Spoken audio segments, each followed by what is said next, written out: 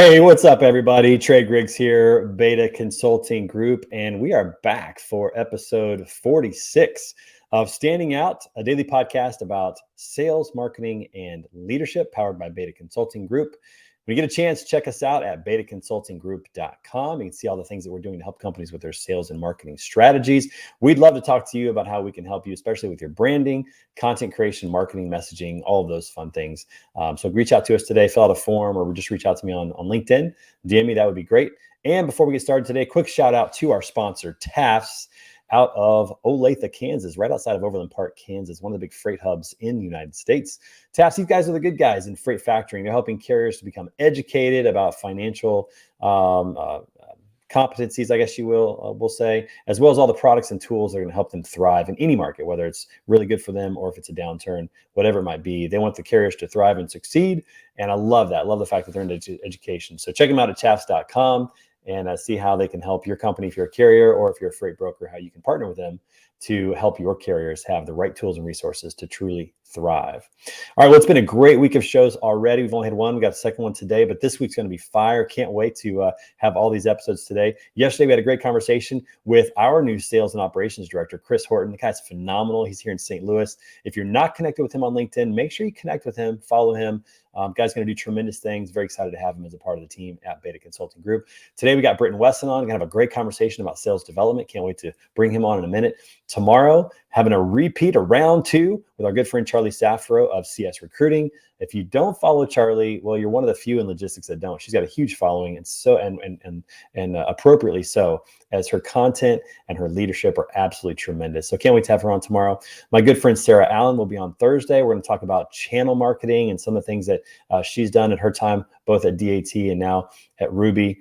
She's a VP of Partnership and Data Analytics. And then don't miss Friday's show, everybody, because Friday we're doing a co-branded show with the Freight Coach, Chris Jolly.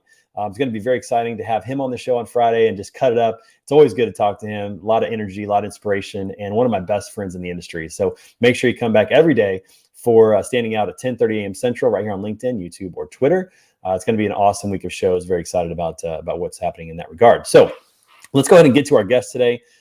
This guy's in the trenches every day, and I love this. I love talking to people who get it, who are in the trenches, who are doing the work, and what they're doing, what's working, their organization, all those kind of things. And we have a little bit of a similar background in education. So we're going to talk about that a little bit. Everybody, please welcome to the show my good friend, Britton Wesson. Hey, good morning. How you doing, Good man? morning. I'm good. How you doing, Trey? Good to see you, Doing really man. good to see you, man. So you are in sales development at JB Hunt, which is a pretty common name here in the industry. I bet everybody in transportation pretty much knows who JB Hunt is. You guys have done a tremendous job of marketing yourselves, especially with the 360 box that came out. What was that, about 5 years ago or so? 4 or 5 years, something like that? Our 360 shipper program came out about 5 years ago. We've recently been celebrating that here on campus, and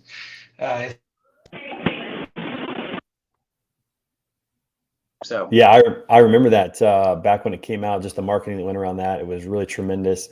And you guys are right there in Northwest Arkansas. You got a big event coming your way next week. Got the Freightways event. I just lost you, Trey. Audio. We lost audio. This is what happens when you hear you. This is what happens when you go live.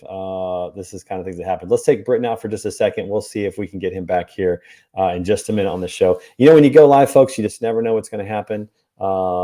That's just kind of the way it goes, and we'll see what happens. We'll have him jump out and jump back in, see if he can get his audio back. We'll talk about him in a minute, but for a minute, JB Hunt is down in Northwest Arkansas, where we're going to have the Freightways live event next week. So we got the Future of Supply Chain coming from Rogers, Arkansas, at the Rogers Convention Center. Very excited to be down there. Going to see a lot of good friends in the industry that are down there on Monday and Tuesday. We're also going to be coming to you live on Monday and Tuesday with more episodes of Standing Out, live from the Rogers Convention Center. So we have some really great guests next week. Samantha Jones and Ryan Beckham, two standouts in the industry, are going to be with us next week. So it's going to be tremendous. I love the in-person events. And JB Hunt is right down there. And if you guys don't know about JB Hunt, I don't know where you've been.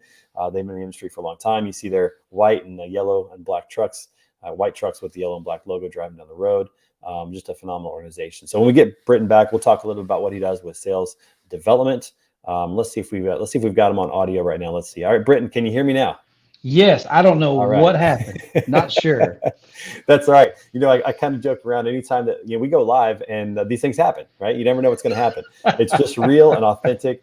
But it takes me back to my days in college. I used to have a radio program in college, and it was a solo program. So you had to fill a lot of airtime with just whatever kind of came up. So Yeah. anytime that happens, I feel like I jump right back into my college days of being on college radio and having fun with that. But what were we Yeah. saying before you left? What I was saying was that we got a big event coming your way down in Northwest Arkansas next week, the Yes. Freight Waves event. Are you guys going to be Yep. representing? You guys going to go into that? Yeah, JB Hunt will be there. Not sure what the amount of presents they'll have. I'm sure they'll have plenty because it's just, I mean, this is in our backyard. And so we've been, but yeah, they're going to be there, probably talking a lot about. There's been a lot of really good sustainability push here in terms of our impact on the environment, and we're also probably going to be pushing a lot about the 360 program we have here, and so because, like I said, we just celebrated like the 5-year anniversary of the entire 360. Right, Shipper 360 box campaign. Yeah, 360 box campaign. Yes, sir. So Yeah, I'm sure which we is will awesome. have a presence. I'm not sure how much or what they're going to be doing, but I'm kind of not in those discussions too much. I hear you. So, And I'm from Missouri. You're from Arkansas. We're kind of yeah. in those flyover states. I've actually had some people recently say that they're not going to the Freight Waves event because it's in Arkansas, and I'm like, you have no idea. I mean, Rogers, Arkansas, Northwest Arkansas, Fayetteville, Springdale. That's a hidden gem in the United States, in my Oh, opinion. yeah, absolutely. And I grew up in Texas. I'm a Texas boy, but man, I'm not sure there's anything that can pull me out of Northwest Arkansas. I absolutely love it up here. It's been great for my family. So yeah, if you don't want to come to Arkansas because of that, well, I know you're missing people out. that come to Freight Waves are going to be surprised if they've never been there. It's kind of like Southwest Missouri, the Ozarks, Branson, Right. Springfield, that whole area, Yep. Eureka Springs. Oh, it's beautiful. Just amazing. It's just an incredible Yep. part of the country. Great sites, Absolutely great it is. nature, beautiful lakes. I mean, the lakes there, Bull Shoals, and some of the others that are around. Yep. Just absolutely phenomenal. So, all right. Yep. Anyways, but we don't need to talk about Northwest Arkansas too much. But we're excited to get down there next week to see you guys and to experience Absolutely. the nature out there and the beauty. All right. So, real quick. So, you and I have some similar backgrounds. I wasn't a music teacher, but I was a teacher, and you were a band director for 7 years. Is that correct? I was. Yes, sir. Yeah. I was down in Little Rock at Little Rock Christian Academy, and I was one of the very first band directors at the school. They were very small when I signed on, and I think my first day of band class in the high school I walked in, I think we had maybe 15 kids.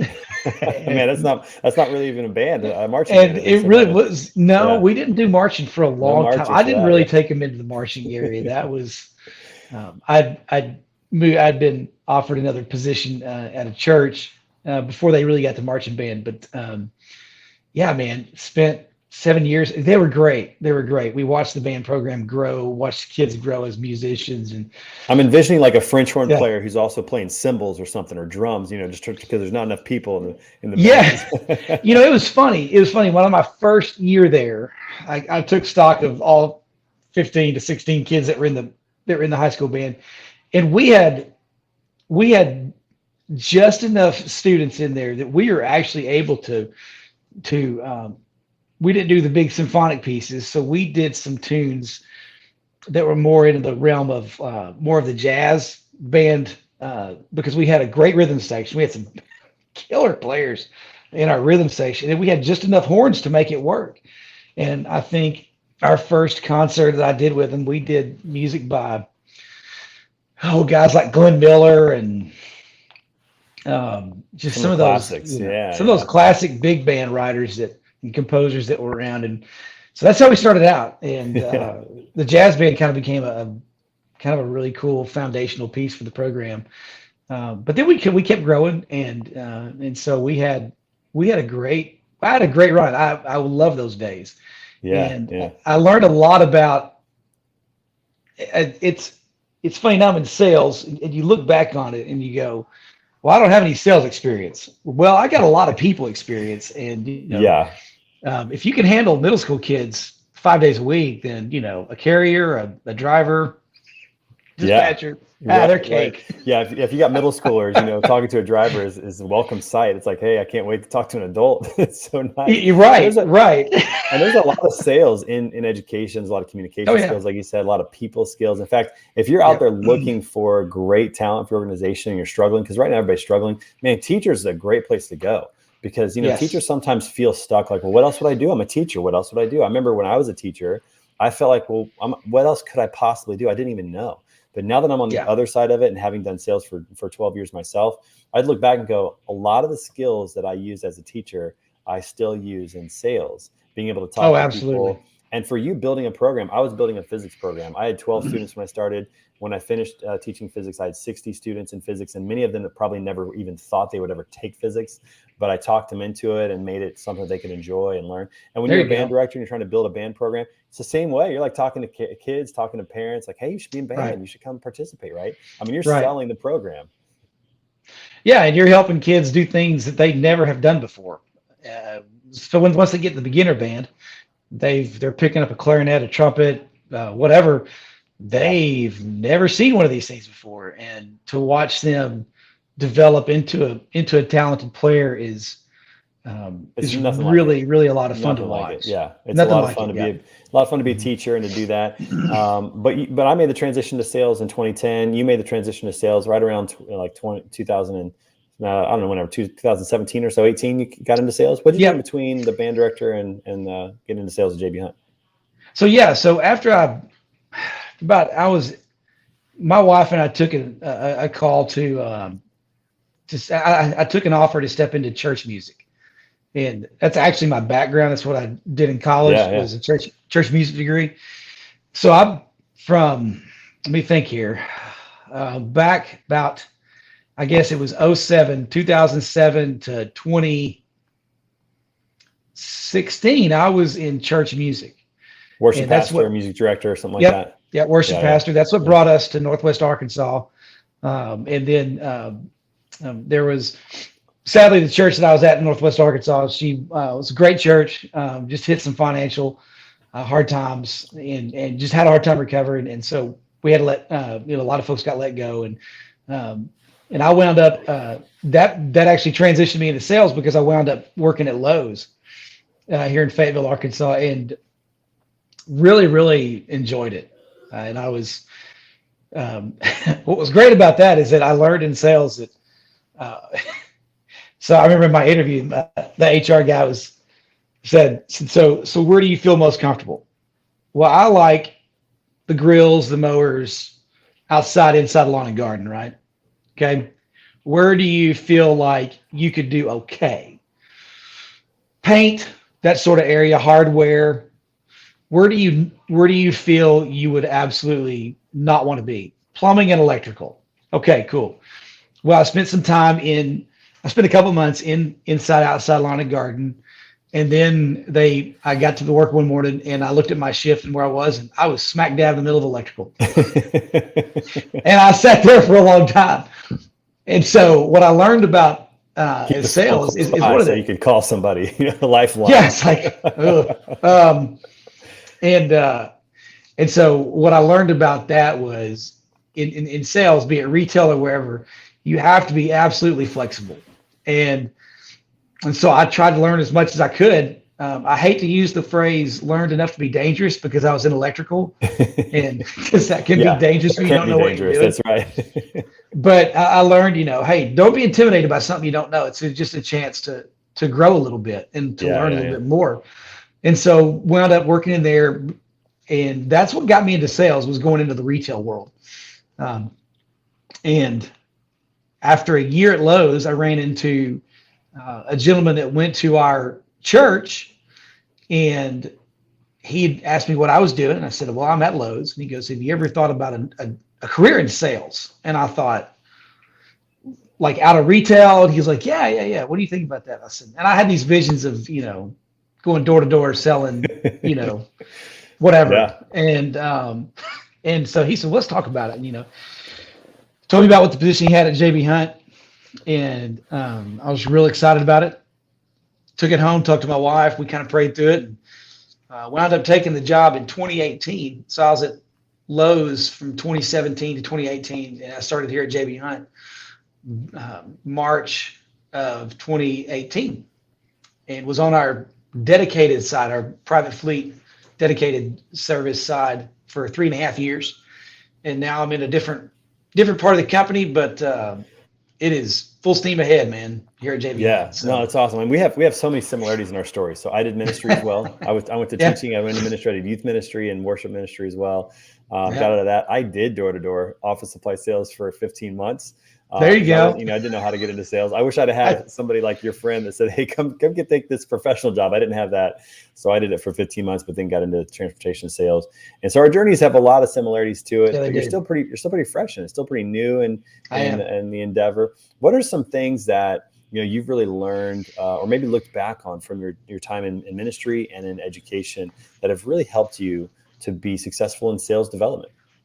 Patience, absolute patience. So the role I had in dealing with in my role right now, and I guess the role prior to this one, where I was doing a lot of did 100, all cold calls for 3.5 years. And so I learned, and I look back on my time in education and in church work, and I learned, first off, number one, people can be difficult to work with. You do learn But that in church, believe it or not. Like yeah, church you is not do. the easiest place to work at all. You No, think it's it's a not. good place, but it Uh, can be very challenging. and you know, and people don't always know how to express the struggles they have.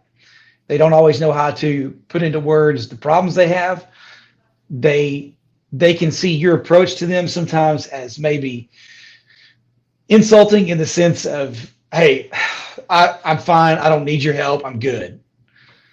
And so but when I learned is in school, in education, and in church work is patience. Hey, I get it. That's totally fine. Hey, when you're ready to talk about it, just holler at me. I'm here. And to have that patience, to be ready for them when they do come, and because those instances they may say no, but that really kind of means not yet. And That's so right. and so I learned the value of patience, and that was a hard lesson to learn along the way. And so, but I see that as paying off in sales, because the gentleman that hired me, Brian Webb, he's now over. I think he's over our final mile division now, but he was over our dedicated division, and he always told us, he said, "Listen, in sales, no means not yet." That's right. And That's right. so you take that and you just go, you know what? It's just about patience, and it's about having that conversation, reaching back out at the right time, and they've had something go on where they're like, "Man, I'm just glad you reached out to me." And so I would say, man, that's probably the biggest lesson I've learned is patience, and not just patience in waiting, but patience in listening. And so when I would make a call to a CEO or a COO to schedule a meeting for our dedicated sales guys for 3.5 years, and you get all kinds of phone call responses, and Yeah. Oh, yeah. You hear patience everything. in patience in listening, Yeah. and how to respond rather than react would be some things that I would say I've learned, because I remember I called one guy and he's like, "You work for who?" I said, "I work for JB Hunt." He said, "Man, I am sorry that you work for JB Hunt." And I said, "Well, I enjoy it. And so if you don't mind, what's been your experience with us? Because if there's been something that's gone south along the way, hey, how can I help mend some bridges there? Maybe get you in contact with someone who can help you out. So you learn to ask questions instead of going, well, I'm sorry, you Yeah. don't use us, you know? Yeah, you hear all So kinds of responses, and yeah, you do. patience is, playing the long game in sales is really important. And Oh it's yeah. it's a balancing act because obviously in sales you want to make the sale as soon as possible. You want to start generating the revenue as soon as Right. possible. There's an urgency to sales that you can't deny or can't overlook. But there's also a Mhm. long game in sales that if you're really thinking about it as a career, it really pays dividends. It might not be this month or next month, but it will over the course of time. It And does. I learned this one time from someone really really smart that I had a chance to work with for a while, And, his thought was, when somebody ends a phone call and they don't buy, you want to make sure that two things are true. One, they like you, and two, they know exactly what you do, what our company Yeah. does. And if they like you and they know what we do, then eventually they're going to reach out to you because they're going to have that need at some point down the line, more than likely. And Yeah, that so that reminds me of another thing, is the power of relationships. We my genuine wife and I do a lot of relationships. work with. Yeah. Genuine Yeah, ones. man. My wife and I both work. I'm a volunteer. She's on staff with Young Life, and Great one of the organization. things Love that that. one of the things that their founder Jim Rayburn said when he started Young Life, he said, "What we want to do is we want to earn the right to be heard." That's And I right. think that's Yeah. true in ministry. I especially think that's true in sales. And it goes back to what you were saying of, they want to know, who you are and what your company does. That's all about building that relationship. And just, hey, it's been a couple months since we've talked, just checking in. How's it going? How's your family? Anything I need to be updated on, let me update you where we're at. And if they don't buy, then, hey, that's great. You've just built another brick in that foundation of building that relationship that's going to pay off at some point. Yeah, that's so good. I mean, the two things you said there that I think any business development person, any sales development person in the trenches can learn from, is to, one, build a great relationship, make sure that they know what you do and that they like you, but then two, that you're consistent, that you're following up, that you're not just dropping it off. And that's where using a CRM is really helpful. Having a Right. process and a structure is really helpful. Talk a little bit about the benefit of having a really good training program. I know that JB Hunt focuses a lot on training. Yeah. Talk a little bit about the value of that and how that's really helped you be successful by having a good training and onboarding program when you came into JB Hunt. Yeah. So my first 3.5 years here, when I first started in our DCS branch or business unit, and I was put under the wings of a couple of sales guys who they were cold callers who were moving into a business development executive role. And those guys just sat with me, and it was what they would do is in that instance, I would sit with them and I would watch everything they do and listen to every call they make and take notes. We did that for several weeks. And then what I would do then is then I would make the calls. They would listen to what I say. They would evaluate it. And then it got to the point where it's like, I think he's ready. And then I'm going out and making the calls on my own. And I think that was the process there. So, and it sounds like that was a 4 to 6 week process. Is that right? About 4? Yeah, about more like a 6 to 8 week process, because they really, for me, it was different because I did not know any of the lingo of the transportation. So like when Brian Webb interviewed me, he's like, "Well, what do you know about the transportation industry?" I said, "I know two things, Brian." I said, "I'm still at Lowe's, and merchandise, shovels, hammers, all kinds of piles of merchandise." And so I have to put all that up. That's what I know about. It's one thing. The other thing I know is from the old song Eastbound and Down, that there's the boys in Atlanta are thirsty. There's beer in Texarkana, and we got to get it to them. That's what I know about transportation. And so it took me longer because I didn't know any of the lingo. I was coming in green for trucks and transportation sales. But those guys took me under their wings, and it was they really modeled it for me and let me sit in that modeling. And then, so they did it. I did it with them watching, and then I stepped off and did it on my own. And when I started calling on my own, Brian Webb told me, he said, "You can't consider yourself a salesman until you've had 500 conversations on the phone." Well, I took a little notepad like this, and I tallied every conversation I had until I got to 500. And then I went to Hobby Lobby and bought a frame and put that in there, and I signed it. And Brian Webb still has it in his office. And so it's kind of like challenge accepted. That's awesome. That and is so cool. And I think I may have think lost I my lost audio you again. I can't hear you. Unbelievable. Right. I'm not sure what's going on. We'll do it again, but I'm going to talk about what you said. So we'll take you out for just a second. Well, hopefully he gets his audio back again. This is what happens when you go live. But no, really good information there. And I'm going to say this about training. So my best training happened when I was at DAT in Portland, Oregon. And I was new to the industry as well, but they had a training platform. Welcome back, Britton. Can you hear me all right? Yeah, All not right, cool. We're sure back. what happened. No worries. I heard So, everything you said. I'm going to comment on that real quick. So my best training as a salesperson that I ever experienced, my best onboarding experience was with DAT Solutions up in Portland, Oregon, back in 2012. And there it you was go. 4 weeks. It was 4 weeks of I wasn't on the phone with anybody that outside of DAT for 4 weeks. I mean, I was Yeah, learning the lingo, I was learning the CRM, I was learning the script and the yeah, pitch, and I was practicing doing all that. And then I finally absolutely. started to get the chance to pitch a few customers. I was listening to other sales reps, they were listening to me. And something that I think a lot of companies miss is that they hire salespeople and they want them to be on the phone so fast that they overlook the quality and the value of having a Right. really good training program to get somebody Yep. started off successfully. And 6 to 8 weeks, that's 6 to 8 weeks where they're not making any money on your work at all. They're just paying you, That's but they it. see the long game, right? That's They see it. that, hey, we're going to get this guy Yeah, trained correctly and then it it's going to be is. successful. And so what I'm doing now is I'm in what they call a sales rotational development program. And so it's an 18-month deep dive into like 4 different business units here: brokerage, customer experience, pricing. And I'm in this program for 18 months. And so when I come out, I'm really excited because tag that with my 3.5 years in dedicated, and now this 18-month program, I'll have a really good scope of what the whole company does. And so they really are invest in their salespeople well. So Yeah, and just yeah, a breadth of knowledge about not only the company but different experiences in sales. yeah, yeah, It sounds to me like they're training you so that you could literally go anywhere outside of JB Hunt even and be successful. But they're okay with that because they want you to be successful and they want to they treat you do. well enough that you'll stay.